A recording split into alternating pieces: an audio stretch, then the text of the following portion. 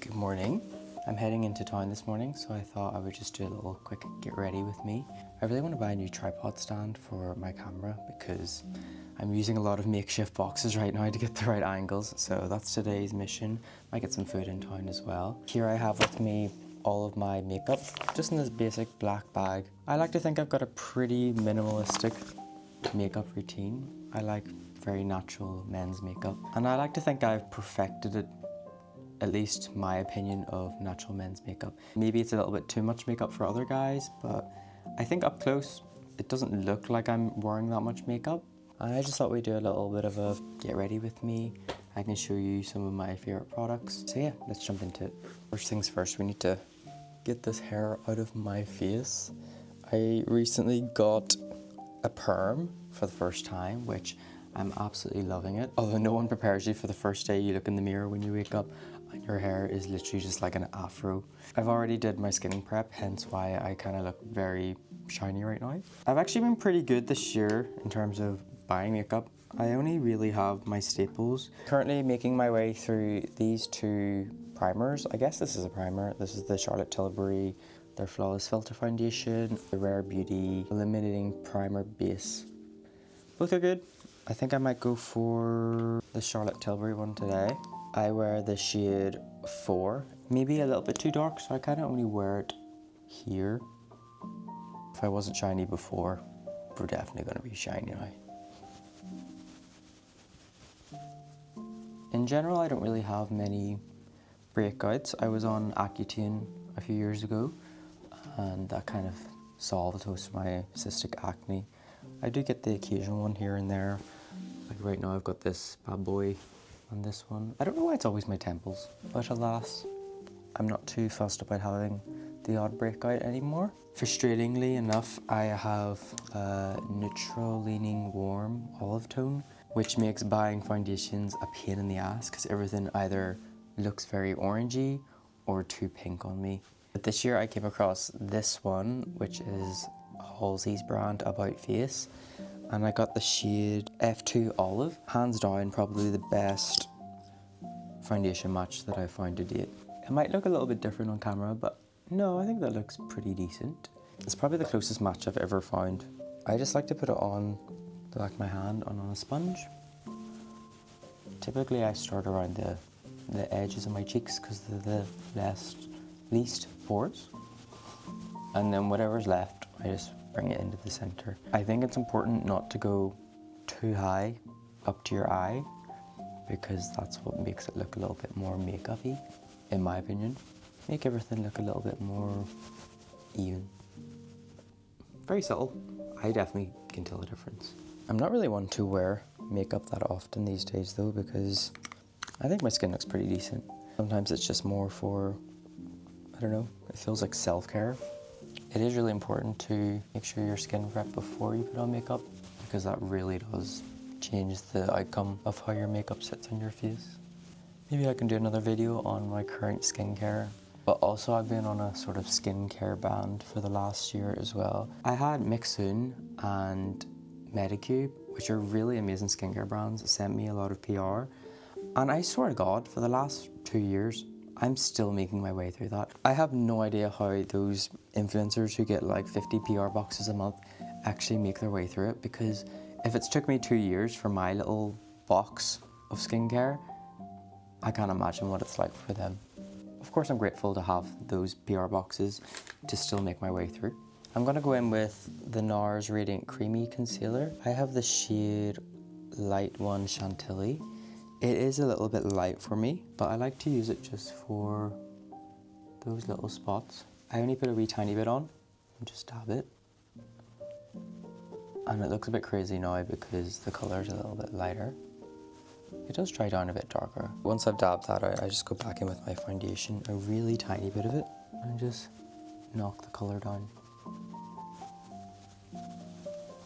I have this contour. Here's the thing. It's very similar to my skin tone, so you don't really see it, but I do feel like it's there, but also sometimes when I put it on, I feel like it's doing nothing.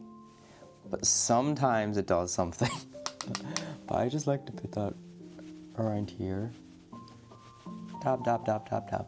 That just brings a little bit more, ironically, it brings warmth to my skin, even though it's like grey. I swear it does something. Do you see it? I don't know. Moving on. Next up, we've got blush. This one is by Romand in the shade Better Than Cheek.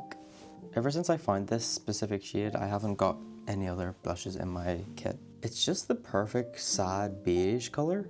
It looks like nothing in this pan. On the cheeks, it really does have this sort of blurring effect. I usually start with this amount and just kind of build my way up. I like to put my blush around here. I know a lot of people bring it up to their cheekbones, but I think here is the most flattering for me. And as I say, we're going for natural makeup, so it's not going to be like the most intense color ever. And it's just like ever so slightly there. I know you're probably thinking, Kai, there's fuck all there, but in person, I can really tell that there's a flush of color. And that's what we want for natural makeup, right? Because it's supposed to look like, you know, you've been out in the cold. Tap, tap, tap, tap, tap, tap, tap, tap.